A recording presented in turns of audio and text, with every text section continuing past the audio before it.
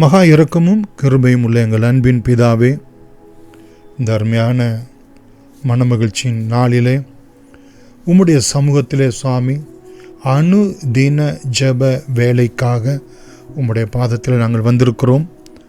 சங்கீதம் 122 அதிகாரத்திலே 1, 4, 9 இந்த 3 வசனங்களினாலும் ஆண்டவரே நாங்கள் உம்மை துதிக்க, உம்மை ஸ்தோத்திரிக்க, ஆண்டவரே நீர் எங்களுக்கு கிருபை பாராட்டும்படி ஜெபிக்கிறோம். கர்த்தருடைய ஆலயத்துக்கு போவோம் வாருங்கள் என்று எனக்கு அவர்கள் சொன்னபோது மகிழ்ச்சியாய் இருந்தேன் என்ற வார்த்தையின்படியே சுவாமி, இந்த மனமகிழ்ச்சியின் நாள் ஆலயத்துக்கு சென்று கர்த்தரை துதிக்க எங்கள் அன்பின் தகப்பனே நாங்கள் மகிழ்ச்சியாய் காணப்பட, எங்கள் இருதயம் உம்மால் நிரப்பப்பட அனுகிரகம் செய்தருளும்படியாய் நாங்கள் ஜெபிக்கிறோம் சுவாமி. இந்த உலகத்தில் உள்ள எந்த ஒரு சந்தோஷத்தை பார்க்கலாம், மனமகிழ்ச்சியை பார்க்கலாம், ஆண்டவரே உம்முடைய ஆலயத்திலே சென்று உம்மை ஆராதிப்பதும் உம்மை துதிப்பதுமே எங்களுக்கும் எங்கள் பிள்ளைகளுக்கும் சந்தோஷமாய் மகிழ்ச்சியாய் காணப்படட்டும் சுவாமி.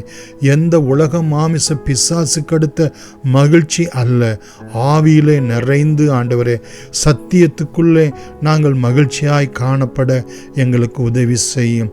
உம்முடைய வஸ்திர தொங்கலினால் நாங்கள் ஆண்டவரே நிரப்பப்பட எங்களுக்கு உதவி செய்யும்.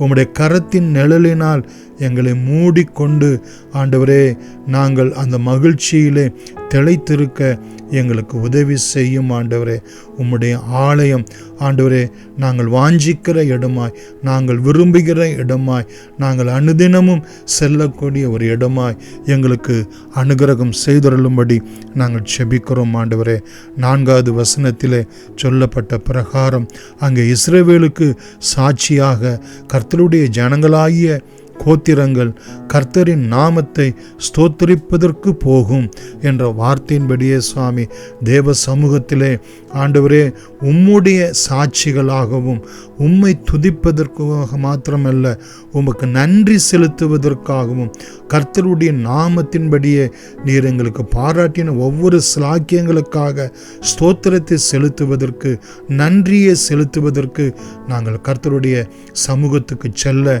எங்களுக்கு நீர் அனுகிரகம் செய்தருளும்படியாய் ஜெபிக்கிறோம்.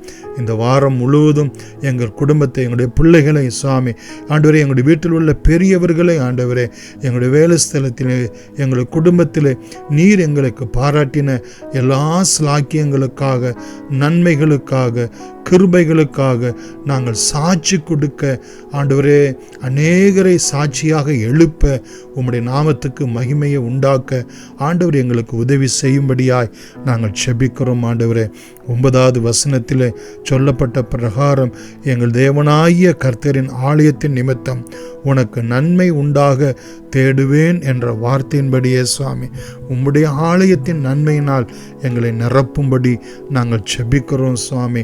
உம்முடைய ஆலயத்திலே அற்புதம் உண்டு, அதிசயம் உண்டு, கிருபை உண்டு, தேவ நதி உண்டு, தேவ சமாதானம் உண்டு. ஆண்டவரே தேவனுக்குள்ளாய் மன மகிழ்ச்சி உண்டு.